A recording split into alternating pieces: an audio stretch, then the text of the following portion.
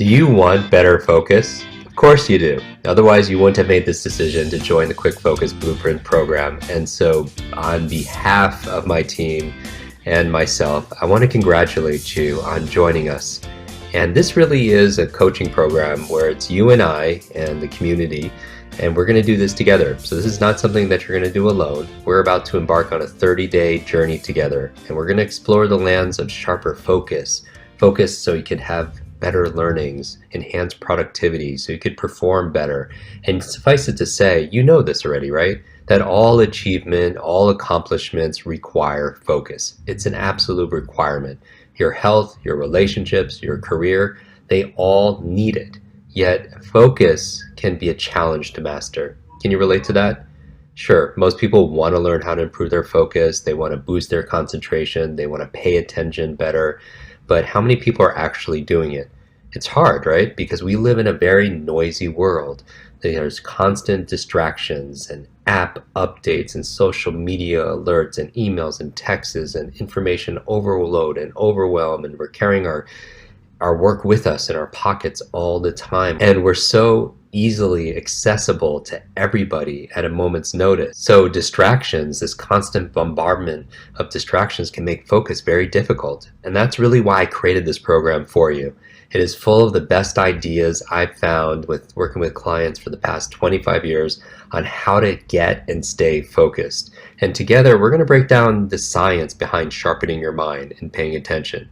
So there's an art and there's a science to attention and focus. So whether you're looking to focus on your goals in learning, in life, in your health, relationships, in business, this is the system that's going to help you get there faster.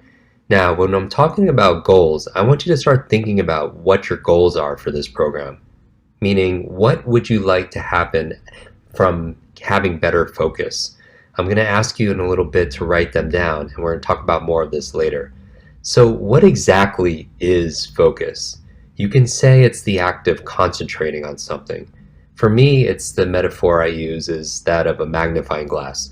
Let's say you're outside and the sun is shining, and as a kid, have you ever done this? You have a magnifying glass and you start burning like leaves and stuff. Some people burn ants, and I look at ants as automatic negative thoughts, and we're going to talk about how to really maintain and influence your personal thinking in terms of the questions that you're asking on a regular basis, because questions really determine a lot of your focus. But when you're thinking about the sun shining and it's going through a magnifying glass, and what allows you to burn those leaves is it becomes a sharp, very bright point, right? A very bright point. And isn't it interesting that that's the word we use to describe somebody who's intelligent, right? We say that person is very bright because we feel like they're smart. But maybe they're not smarter than anybody else. Maybe they're just better focused. Do you know what I mean? That when you take, let's say, a light bulb and you harness the energy, and instead of it going out and flooding the room, you harness the energy to a singular point, and then all of a sudden you could burn a hole in like the wall. And that's the power of focus. So you think about what you want to accomplish in your life. It requires focus, right? And what if you could burn through things like that so it's really effortless? Because we all deserve an easier life, right? But sometimes people avoid the difficult things. But I find that when people just do the easy things in life, then life is hard. But when you do the more difficult things in life, then life becomes easier. And so part of what we're going to talk about are the principles of focus. In fact, let's talk about 3 of them right now. When you think of somebody who is incredibly focused, how do you perceive them? When you think of somebody, picture in your mind right now somebody that represents focus to you, someone who you feel like has a high level of focus. How would you describe them? Are they getting things done? Do they manage their time? Are they checking things off of their lists? I mean, these are leaders, right? You're thinking of people who are accomplishing things, they're achieving things, they're focused. Because what's the opposite? When somebody no longer has focus, what do you picture? If you picture somebody who's easily distracted, that goes from one thing to another, they dabble in different things. When you think about their personality, and in terms of their attainability, in terms of success and sustainable success, it's very difficult, right? So inherently focus is going to help you get the things that you want faster. So there are three principles I want to give you up front when it comes to focus. First, number one, I want you to think about focus not as something that you have, but something you do. Focus is not a noun, but it's more a verb. And this is going to be very important. When we teach our programs at Quick Learning, I talk about creativity is not something you have, creativity is something you do, right? Memory is not something you have, and memory is something that you do. And when it comes to focus, it's the same thing. Focus is not something you have, it's something that you do. Meaning once you realize that it's a verb, then you could turn it into a process. I like to think about it as a recipe. One of the things I would love for you to be able to accomplish over the next few days is really to think about having a focus plan. Like, what's your focus recipe? If focus is something that you do, then you could duplicate it. And I'm going to give you a lot of strategies, tools, and resources, various principles throughout this 30-day program. And the thing is everybody has a different focus type. Some people focus better than others under different circumstances. So I'm going to give you a nice toolbox where you could decide which of these tools are right for you. And if you're learning this also with your family, you could also notice their preferred focus styles, if you will. So the second principle, after the first principle is saying that it's not something you have, it's something you do. The second principle of focus I want to offer you is this, that there is no such thing as a good or bad focus. There is no such thing as good or bad focus. There's just trained focus and untrained focus. And so that means focus is something that you can improve, with proper training, right? And so that's the challenge though, is when's the last time you took a class on focus? Probably never, right? This is probably the first class for most of you who are taking a class or training on focus. I always thought this should have been taught back in school. It's because the challenge is school taught us what to learn, important subjects, math, history, science, Spanish, but how many classes were really on how to learn, how to be creative, how to listen, how to read faster, how to remember more, and probably one of the most important things are how to focus. How do you concentrate on one task until that task gets done, right? And so the third principle I'd like to give you up front as we're having this conversation together is that focus is a muscle. I want you to think about focus as a muscle. And just like any muscle, it can grow stronger with use. But here's the thing, it's use it or lose it. It's use it or lose it. A lot of people are actually focusing on this idea of distraction more. They're focused on distracting themselves, and they need multiple things going on at once, because every single time that you move to one thing to another, you check your phone or you check social media and you get a like and you get a comment and you get a share, you get these dopamine fixes, right? Because the mind thrives on novelty. And so some people, they're wired because of distraction. And we're going to talk about in this program on certain days on how to eliminate distractions and really set up your environment to win. I'm going to show you how to set up your best focused environment so you can get things done. And when I say get things done, they could be things on your list, your to-do list, or maybe things on your to-learn list. And you're also going to find that we're going to talk about your not-to-learn list, your not-to-do list, if you will. And so we're going to talk about things, specifically when I talk about focus, basically saying that focus can really only happen when you say yes to one option and say no to really everything else. You say no to all the other options. So in other words, deletion is a very important process to focus. It's a prerequisite, if anything, right? Meaning that what you decide not to do determines really what you can do. And so focus is the key to productivity, because saying no to every other option really unleashes your ability to accomplish the one thing that remains, the one thing that is remaining, the one thing that is left. And we're going to talk about how to do that on a regular basis. So here's what I'm going to ask you to do right now. I'm going to ask you right now to, as we go through this program, this is how it's going to work. You're going to listen to one coaching lesson a day. Each session is about 10 minutes. We make it very, very bite-sized, very digestible, so you could absolutely fit it. The second thing I'm going to ask you to do, besides listening to one coaching lesson, is to schedule this lesson. I recommend that you listen at the same time every single day. And what I'm going to call this is going to be your focus time. This is going to be your time for yourself, time well spent, and you're going to schedule it on your calendar like an appointment you would never miss, like an appointment with your doctor, or like an appointment with your personal trainer, or an appointment with your boss, or if you are the boss, somebody that works for you, or your shareholders or investors, an appointment you will not miss. This is time for you. This is time that's incredibly well invested. And finally, number three, I'm going to ask you to do the homework. Each focus lesson, I'm going to give you one thing to do, and that's going to be your homework. Because the bad news is it takes effort. The good news is it doesn't take as much as you think. And we're going to go through a lot of great information and great insight, great instruction. I'm going to talk about in this program the best focus foods and also foods that you might be eating that's hurting your focus. I'm going to teach you ways to get rid of your negative thoughts that's putting your focus in places that are not productive or not empowering.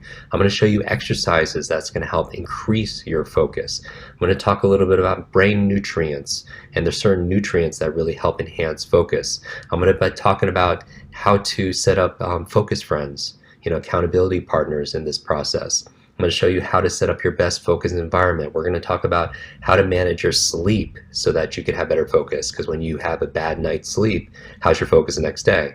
It's pretty crummy, right? You can't focus, you can't solve problems, you can't think, you can't learn. And so I'm going to talk about even focus on learning, how to maintain your focus while you're reading, how to improve your comprehension while you're reading, how to focus when it comes to your memory, and also how to really set up your goals to win. Not only how to set goals, but how to really get goals. And that's really what I want your assignment to be right now. I'm going to give you a process of goal setting, and I call it GPA, and I want you to apply it in your homework today. So for your homework, the G stands for goal. So as I open this session with is, I want you to think about your big goal for this program. At the end of 30 days, when we're at the end of 30 days together, what is the thing that you're really excited about? Meaning, what's your big focus goal? And I want you to write that, and I want you to write it specifically in a journal. So that's number two. I want you to think about your big focus goal, number one. And number two, I want you to get a focus journal to be able to take notes every single time. So have a dedicated journal to help you to be able to focus. And I want you to write in your journal your big focus goal, your BFG. And this is your goal that gets you excited, where you'd like to be 30 days from now. Now, when I'm talking about GPA, most people think about grade point average back in school. But for me, the G stands for goal, the P stands for purpose, which is really your why. And I want you to write this down in your journal. Why do you want this goal? What is this goal going to give you? As my friend Simon Sinek says, start with why. It's a wonderful book. And in this course, I'm going to teach you and give you a lot of resources. And some of those resources are going to be apps that's going to help you to focus. Some of them are going to be certain foods. Some of them are going to be certain experts. So the book I would recommend is Start With Why. And so I want you to write not just your goal, but the P is your purpose. Like, what's the purpose of that goal? What is it going to do for you? Why do you want it? And finally, the A stands for action. Action. It goes from your head, your goal, right? Your heart, which is the purpose, and then your hands, which really comes down to the action. The A in GPA is action. And those are the action steps that we're going to talk about every single day. So again, three things here I'm going to ask you to do. Number one is to think about your big focus goal. Number two, I want you to get a focus journal and write that goal down, as well as your purpose and some action steps that's going to get you close to that goal. And we're going to cover all these in the next 30 days. And finally, make sure the third thing you do is schedule your listen time. Schedule your listen time for your focus. This is your focus time, time well spent.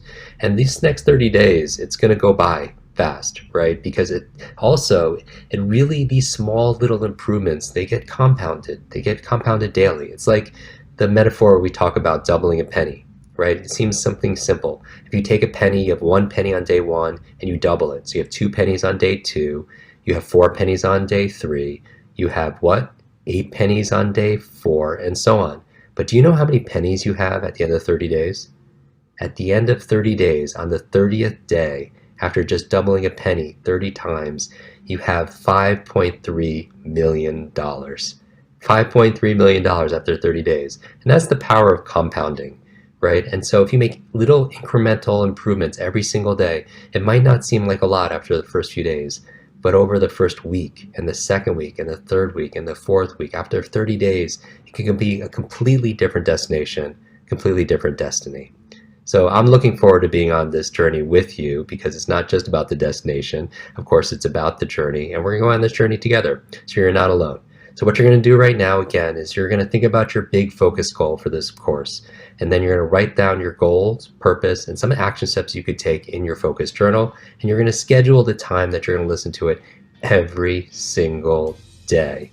And if you can, put the comments down also. If you want to share on your comments down below, please share it with us your big focus goal. And that way we can support each other. We can cheerlead for each other. Because here's the thing, you're not alone.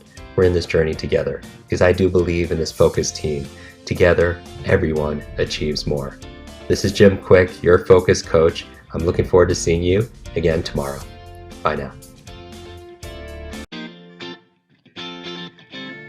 Welcome back, Quick Focuser. I want to congratulate you because you made it to day 2. You did it. We are starting a pattern here. This is our second step together. And I'm really excited to be on this journey with you because I think if there's one superpower to master, to be able to reveal, to be able to unleash, to be able to discover, to be able to develop, it's your ability to pay attention. It's your ability to focus on something until you get it done.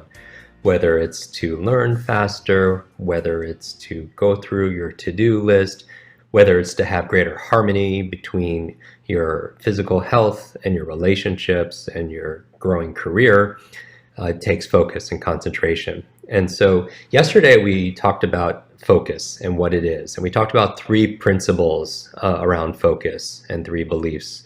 Number 1, it's not something that you have, but it's something that you do. And that's important, remembering that, because it's not a noun, it's something that's a verb, which has turned into a process. And that's what I'm going to be sharing with you each day over the course of these 30 days, is now we could create a recipe. We could create for you a quick focus formula, if you will. The second principle is that there's no such thing as good or bad focus. So a lot of people complain about their focus. Maybe they have entrepreneurial ADD and their mind goes to shiny objects. I don't believe that there's anything such as a good or bad focus. I believe that there's just a trained focus and untrained focus. And the third principle I do believe is that focus is like a muscle, that the more you use it, the better you get at it. And some people just haven't exercised their focus. And so what I want to help you to do over these 30 days is really to start training it like a muscle, because it's use it or lose it. And when we train, when we start to focus on other things and we multitask, we're actually diluting and weakening our focus muscles. Okay, so in the last session, I also asked you to get a dedicated focus journal. Did you do it? I need you to have a focused journal, if you will, that's all you put in there is the notes from our sessions together. And I also introduced to you a success formula I call GPA. GPA, what does it stand for? The G stands for your goal, the P stands for your purpose, and the A stands for action, the steps that's going to get you there. And I believe that's really a solid success formula that really helps you to focus on the thing that you want most.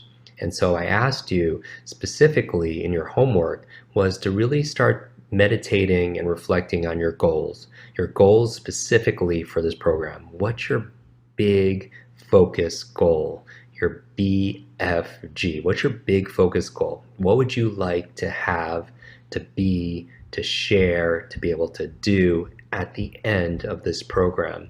And so I want you to write that down in your focus journal, and if you like, to put it on the session also as well, so you could share it with the rest of the community. So you start with your goal, that's what's in your head, and then the purpose is what's in your heart, right? The book that I recommended, and I will recommend a lot of different tools and resources throughout this program, was a book by Simon Sinek called Start With Why, right? You want to begin with your why, your purpose, because that's going to give you the fuel to be able to act on it. And that's the third step, is the actions. And that's really what we're doing here. But I want you to tune in to what your goal is. So how are we going to celebrate at the end of the 30 days? So we build out your dream of what you like to be able to accomplish. Now, when you think about the most popular tool, when we talk about tools and resources, when it comes to your focus, probably the number one tool to help people to focus and get things done is a to-do list, right? I don't have to explain that. They need no introductions because they're everywhere. We've been using to-do lists and checklists forever. And here's the thing, and I'm all for having a to-do list, but the goal is not just to be busy, right? You could be revisiting your to-do list every single day and could have hundreds of things in there and just keep yourself occupied, but that's never the goal, right?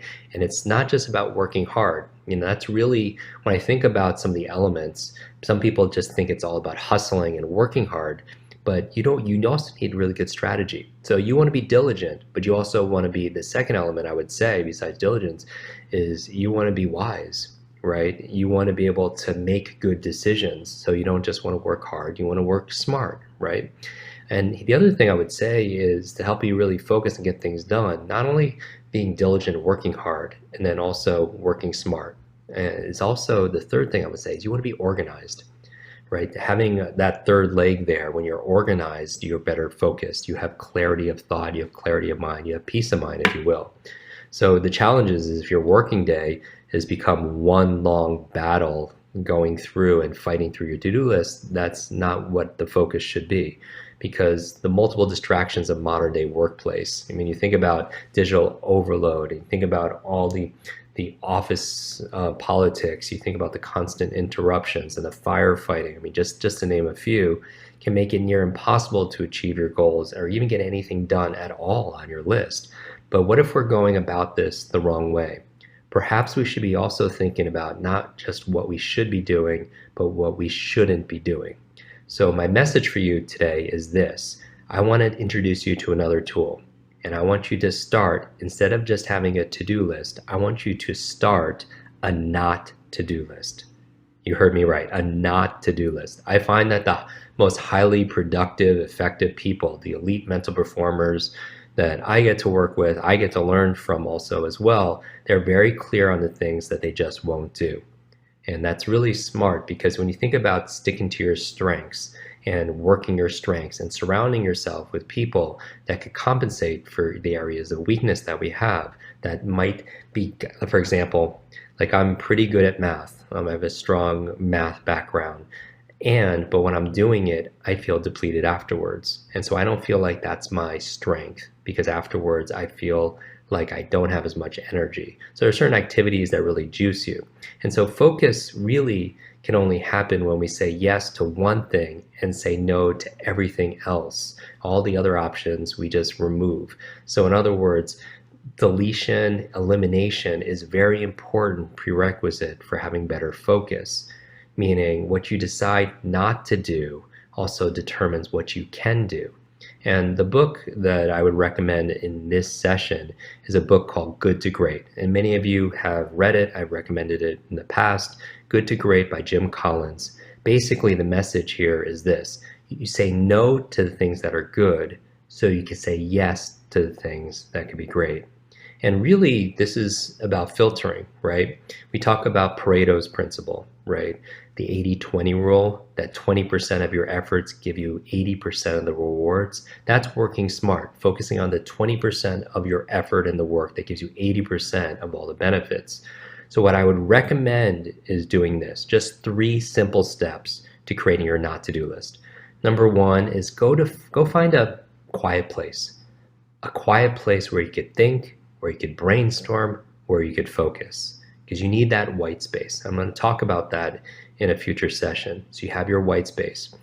Number 2, I would say going through your focus journal, I want you to take notes. Specifically, I want you to look at your calendar and your current to-do list, the things that you're spending time on, the activities that have preoccupied you.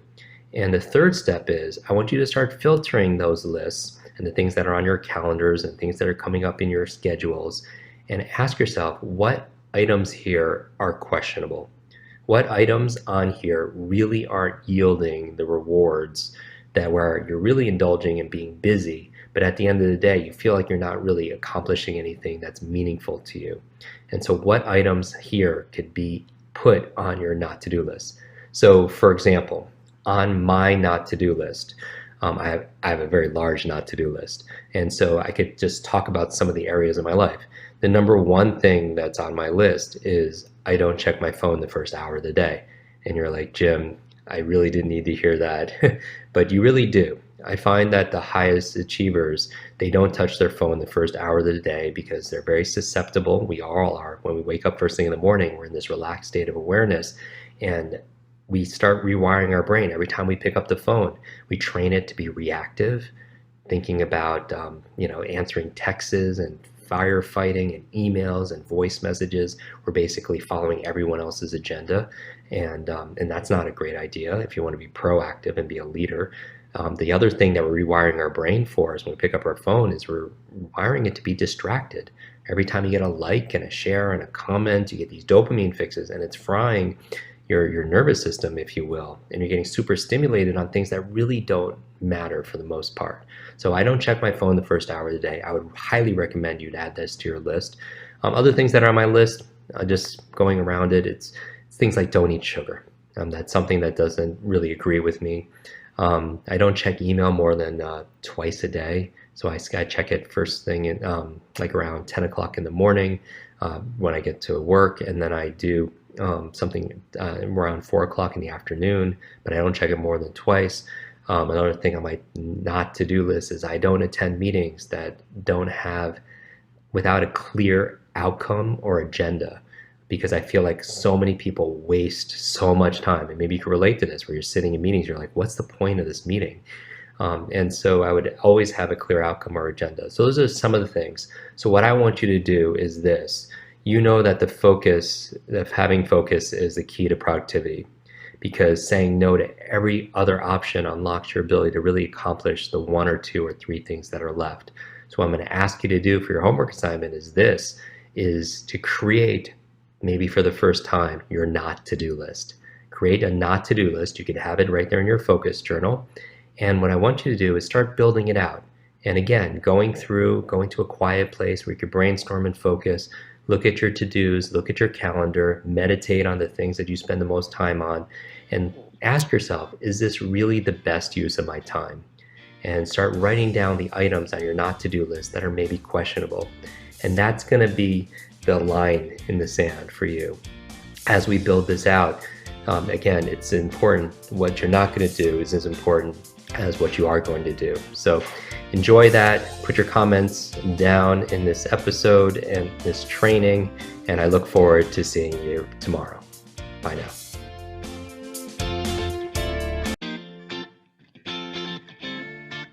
And welcome back to Quick Focus Blueprint. I am your Quick Focus coach, Jim Quick, and I want to congratulate you. I want to congratulate you for showing up the way that you're showing up. We're covering a lot of information in a very short period of time, and the goal for this 30 days really is to triple your focus. So you could have greater levels of productivity, get more things done, but you could also have a level of peace, where you could actually have a level of grace, where it's not frantic fast, where you're just going in every single direction, but you have a focus clarity. Because sometimes when we have the opposite, when we feel confused, when we feel overloaded or overwhelmed or we're distracted, it really holds us back from the things that we really desire and we really deserve to have in our life. And so every single session, I am committed as your coach to teach you, to give you resources and tools and real practical steps on how you could really harness your most valuable asset, your most priceless asset that you have, which really is your attention. And then the challenge is there's so many things that are vying for your attention, trying to get your attention, and the world is full of distractions. So how do you study? How do you get things done? How do you set up your meetings? How do you get everything that you need that's going to give you the success and the fulfillment that you really need and that you really want? And so in this session, I'm going to introduce you. We talked about the power of having a goal, right? We talked about GPA and having your goal of what you like to accomplish over the next 30 days. And so you should have your big focus goal in your mind and you're writing in your journal. So those were resources. We also talked about the power of everybody has a to-do list, but also having a not to-do list, right? An incredibly powerful tool, because we know that in order to have something great, you have to say no a lot to the good. And the challenge is, as you become more and more successful, you have more and more opportunities and more things that you're committing to. And the most successful people, the most focused individuals, the high elite mental performers are the ones that say no more than they say yes. right? Because every single time you say no to something, it gives you the possibility to really focus on the one thing that's left over. And so, what we're going to talk about in this session is a time management technique. Now, I think time management is a little bit of a misnomer like multitasking. I really think there's no such thing as multitasking. It's actually more accurately called task switching, because every single time you move to another task, it takes you minutes, maybe 5, 20 minutes, up to 20 minutes to be able to regain your focus and regain your flow, right? And so we want to deter that. You don't want to do multiple cognitive activities, mental activities at once. Now, what I want to talk about here is not just a way of managing your time, but really managing your priorities, your priorities. Since you can multitask and you want to put your attention multiple places, as you and I are having this conversation together, I want to introduce you to a priority management technique, and it's called the Pomodoro technique. Pomodoro technique. And I'm going to go through this really quick, and this is going to be your big takeaway. This is a very famous life management hack, basically created back in the 1980s. And it's one of the most popular time management tools that are out there. Basically, it's saying that you have a limited level of attention and focus. After about 25 minutes, your attention takes a dip and your focus takes a dip. So we're talking about 25 minutes, which is maybe a sitcom. 20, 30 minutes is your sitcom. And the reason why it's so powerful is what we're doing here is it's a way of maximizing your focus, keeping your creative juices going, helping you to have a constraint. Meaning, I believe that when you create a constraint, you have a constraint of money, you have a constraint of time, you have a constraint of resources. It forces you to have concentration. It forces focus when you have a certain amount of time. It also forces commitment, right? When you have only a short runway, meaning you only have 25 minutes or you give yourself a week to accomplish a goal, then it forces your commitment, it forces your clarity in terms of what you want, because you have to get very specific, and it also focuses your level of commitment, right? Because you really have to go all in when you have a deadline. And so this is the Pomodoro technique, is utilizing this phenomenon of this 25-minute work period that we call a Pomodoro, and it's basically the Italian word for tomato. The creator actually had a kitchen timer that was shaped like a tomato, and that's what he named his method from. And so the goal here is I want you to you don't need a tomato-shaped kitchen timer. You could use your phone, and you're going to set it for 25 minutes. So the basic idea here is that if you study or prepare for hours upon hours, let's say you're preparing for a meeting or you're studying for an exam, and you cram it all into 5 hours, the challenge is we know that after the first 25 minutes or so, your attention's going to dip. The other principle that it's really important to take breaks is because it utilizes two memory principles. It's called primacy and recency. Primacy and recency. Basically, it means that you tend to remember things in the beginning. That's what primacy is. And recency means you tend to remember things towards the end or that are more recent. So for example, if you go to a party and you're there for a few hours and you meet 50 people or whatever, you're probably more likely to remember the people in the beginning of the party, primacy, and the people that you met towards the end, which means it's more recent or recency. If I give you a list of 20, 30, 50 words, you'll probably remember the first few words and the last few words, because that's primacy and recency. So how does this relate to the Pomodoro technique? Basically, what I'm suggesting to you is to study for about 25 minutes, set your timer on your phone, and then when your timer goes off, take a 5-minute break. And I call these brain breaks. And so the three things I always do during brain breaks is I give my brain what it needs. I give it, number one, I give it oxygen. So I do some deep breathing, because if you suffer from mental fatigue or mental fog, things that take away from your focus, then that's an issue. And so I would go towards a deep diaphragmatic breathing. Lots of times when people are studying, they have a slump posture and they're collapsing their diaphragm. And we know that the lower 1/3 of your lungs delivers 2/3 of the oxygen, so you need to be able to breathe, and so give your brain the oxygen it needs. Your brain is only about 2% of your body weight, but it requires 20% of the nutrients. The second thing that I would do during your breaks is hydrate, because your brain is also about 70% water and it requires proper hydration. So make sure that you're getting enough water. And then the third thing I would do that's very good for your brain is to move. So that's what I'm going to ask you to do during your brain breaks. So you're going to do a 25-minute work period, knowing that what it's really doing according to primacy and recency is, let's say you're breaking down your 5-hour study time instead of doing a 5-hour cramming where you remember stuff in the beginning and at the end, but everything in the middle, there's a big dip and loss. Then by taking a break every 25 minutes, and I'm talking about like a 5-minute break, a brain break, right? To breathe, to also hydrate, and also to move. Because the third thing, movement, your brain primarily, its primary function is to control your movement. And here's the thing, as your body moves, your brain grooves. And we're going to talk about different exercises you could do to enhance your focus in this program. But as your body moves, your brain grooves. And so you don't want to just sit sedentary, because that's not how you maintain focus. Because what happens is your body has to get up and move, because they say that sitting is the new smoking, right?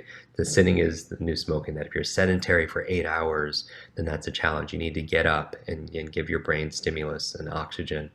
And so that's what movement allows you to be able to do. So I want to encourage you as your coach, and this is common sense, and some things that I'm going to be talking about in this program as your coach is not going to be brand new information, but it's going to be a reminder of what you do when you're doing your best, when you want the best version of yourself, when you want to reach more of your potential.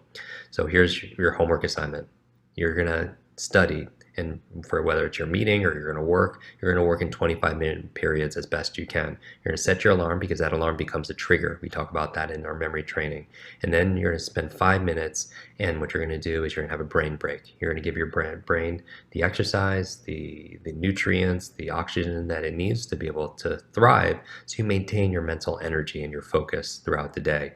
And the reason why, according to primacy and recency, so for 25, let's say you're studying for like 5 hours straight. The problem is, again, you remember stuff in the beginning and at the end, but there's a dip in the middle. By taking a break every 25 minutes, a 5-minute break, you create more beginnings and more ends. Let me say that again. By taking a break every 25, 30 minutes, just for a few minutes, you create more stops, and then it creates more primacies and more recencies, more beginning and more ends. So you pick up a lot more information. Besides the fact that most people need to give their brain a break after 25 minutes anyway, so they could refresh themselves. So that is the Pomodoro technique. And so your homework, again, when you're working, you're studying, you're going to study in 25-minute spurts, and then you're going to take a 2 to 5 minute brain break in between, and then you're going to get back to work and you're going to set your alarm. And by giving yourself this constraint, you could actually set your goals, your micro tasks, what you need to accomplish. You're like, okay, I'm going to give myself 25 minutes to be able to go through my emails. And that's what I do. I check emails twice a day, once in the morning and once in the afternoon, as you listen to my not to-do list and the things that I covered in there. So I'm going to encourage you to be able to do that also as well. So what I want you to do is do this homework, post your comments and your questions below in the discussion, and share how it's actually working for you, because you want you to share your challenges and also your joys, because that's what we're doing together. Remember that we're doing this as a team. Together, everyone achieves more. That's what team stands for. And so I can't wait to hear your feedback on this, and also to talk to you again tomorrow. Take care.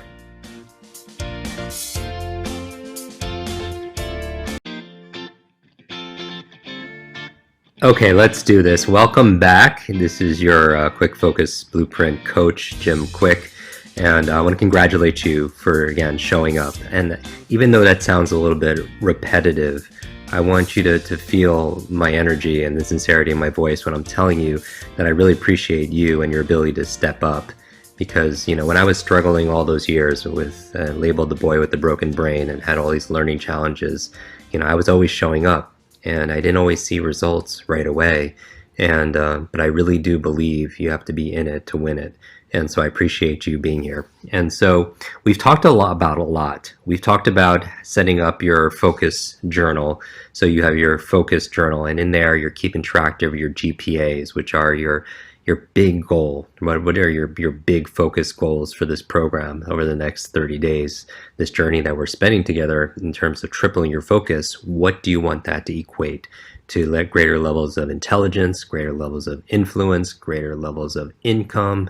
Maybe it's your greater levels of impact, but get very specific. So we talked about goals, purpose, action. We talked about keeping a journal because you want to be able to record and reflect and keep all that information in one place. We talked about the power of also having a to-do list, but also having a not to-do list, which is equally important. I find it's even more important to be able to have those things there, things that you certainly won't do. And I'm going to talk a little bit about that in your lesson today, specifically the foods that you should avoid that's really going to hurt your focus and compromise your level of focus. So that would add some of these onto your not to-do list, if you will. And we also talked about time management, specifically the Pomodoro technique, and how our attention tends to wane, tends to decline after about 25 minutes or so. After about a half an hour sitcom, we know that your attention fades, and that if you take breaks, what I call brain breaks, every 25 minutes to stretch, to be able to hydrate, to be able to do some deep breathing, you can energize and refocus and get back into the flow. And you also create more primacies and recencies.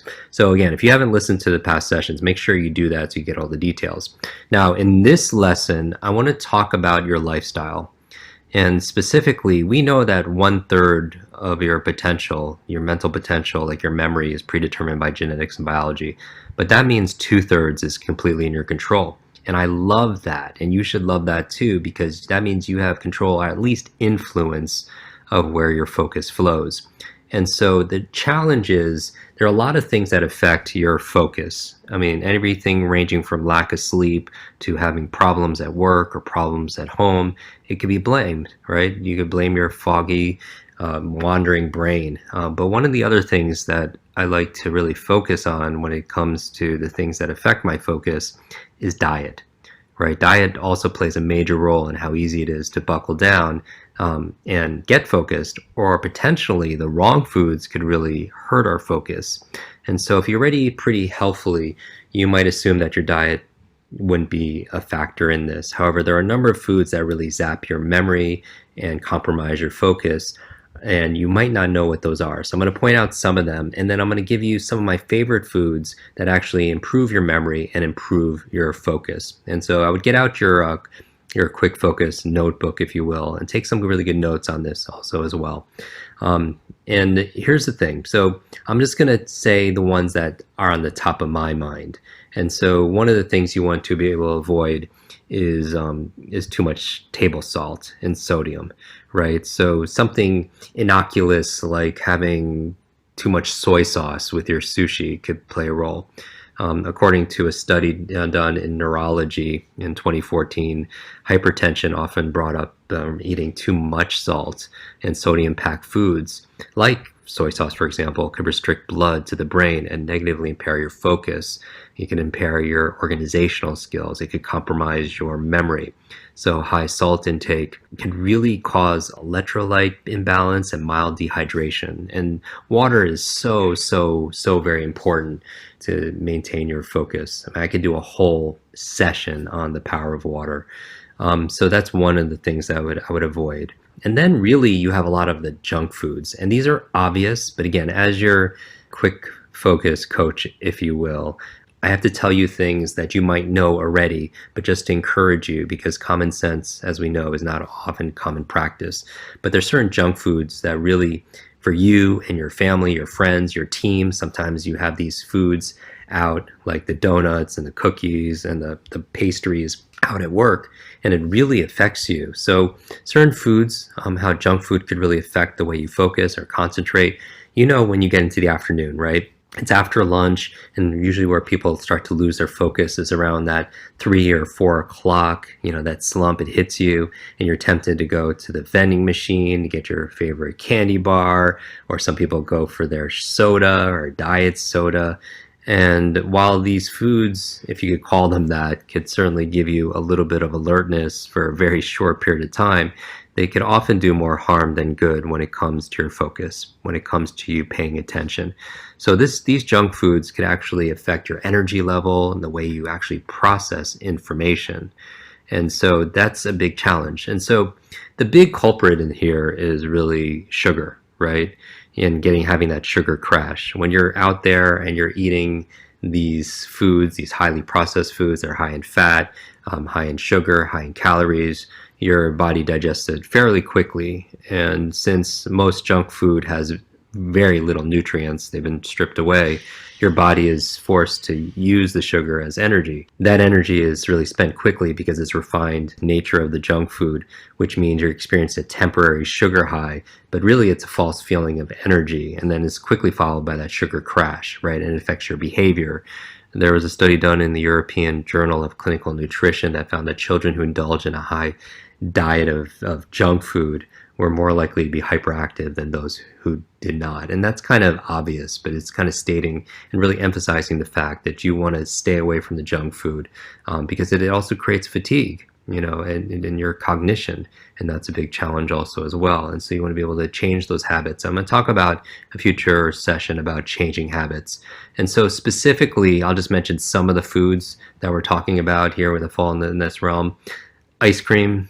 If you've ever treated yourself to like some ice cream in an attempt to try to get over that afternoon slump that you have, you're likely causing more harm than good, not just to your waistline, but you could have 10 grams or more of artery clogging saturated fat, 30 grams of sugar. There are multiple studies that found that these things really diminish cognitive skills and your memory.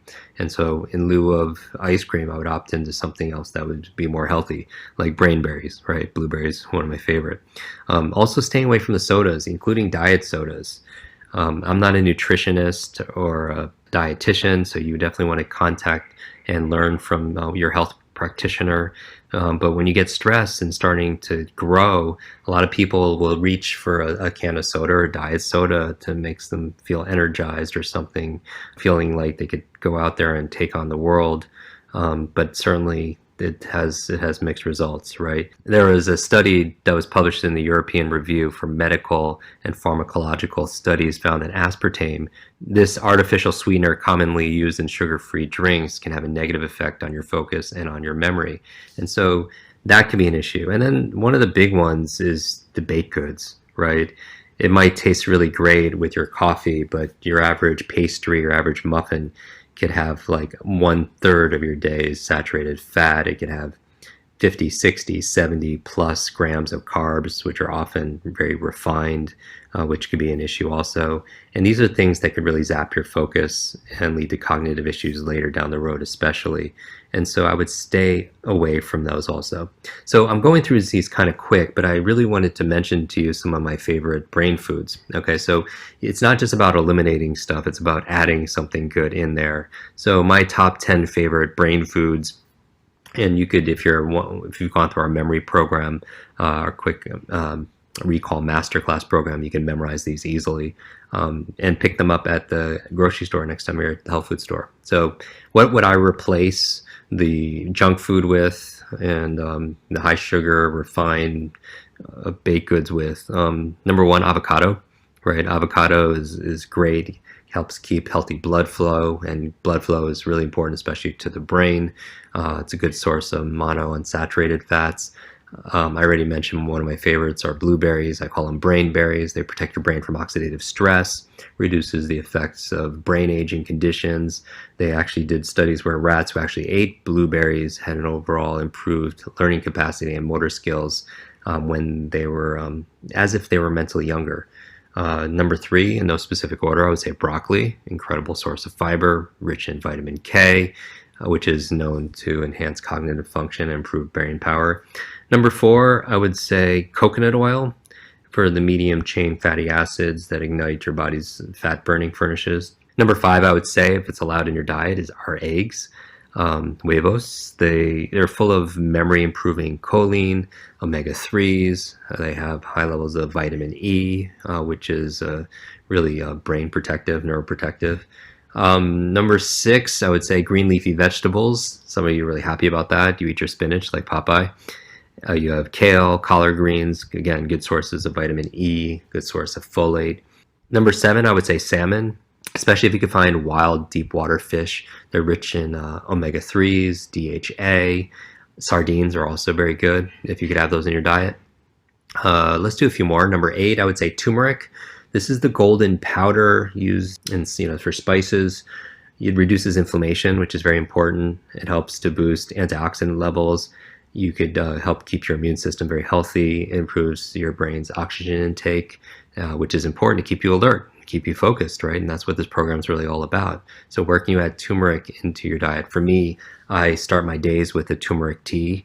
I combine turmeric, pepper. Pepper actually helps you to absorb the turmeric better. I put a little bit of honey for flavor, coconut oil, and some hot water. Or if you don't use hot water, you could use like an almond milk, heat up some almond milk. And that's how I have my turmeric. Number 9, walnuts. And you notice walnuts look like the brain, right? I talk about the signature, the sign of nature, how certain foods, like you cut a carrot, it looks like an eye, human eye. Certain foods look like the organ that they're serving. Walnuts looks like the brain.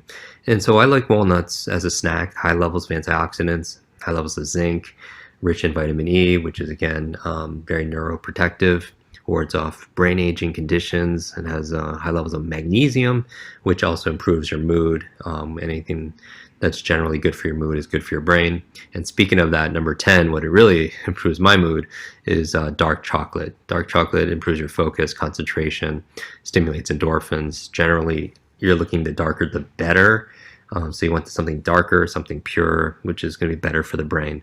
And so those are my 10 top favorite brain foods to replace your junk foods that are zapping your focus and making you hyperactive.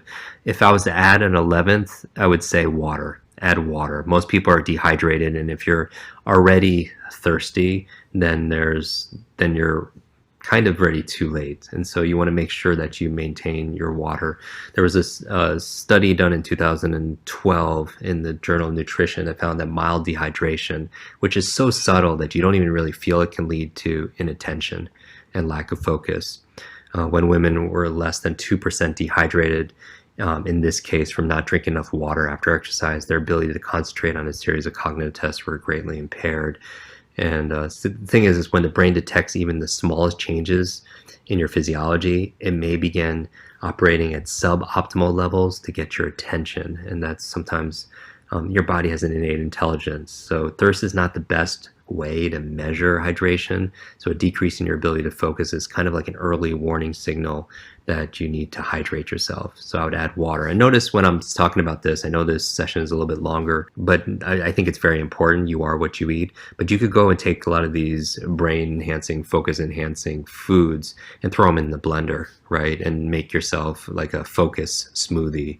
And so you could take things like avocado, blueberries, coconut oil, green leafy vegetables, and some water, add some dark chocolates. Some people would want to put some soaked walnuts in there and make yourself a smoothie. I would avoid probably the turmeric. I'd probably avoid the salmon and the eggs, but there's certain things that you can make a nice healthy smoothie on, and it's something you can start your day with. And so as you're writing in your focus journal and you're thinking about your big focus goals, make yourself a focus smoothie also as well.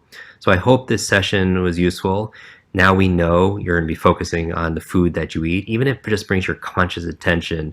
As you know, one of the most important things to focus on and to be able to manage are your hands and your fork and your knife, and what you put into your mouth, and turns into who you are. And so literally what you eat becomes you, and what you absorb becomes you. And it's not just what you eat, it's what you eats also, and all the way down the chain. So be mindful of what you put into your body, because that's either depleting you or it's developing you, and the choice is yours. Thanks you for listening to this, and put your notes down below, put it in your notebook also as well, and I look forward to improving your focus even more tomorrow.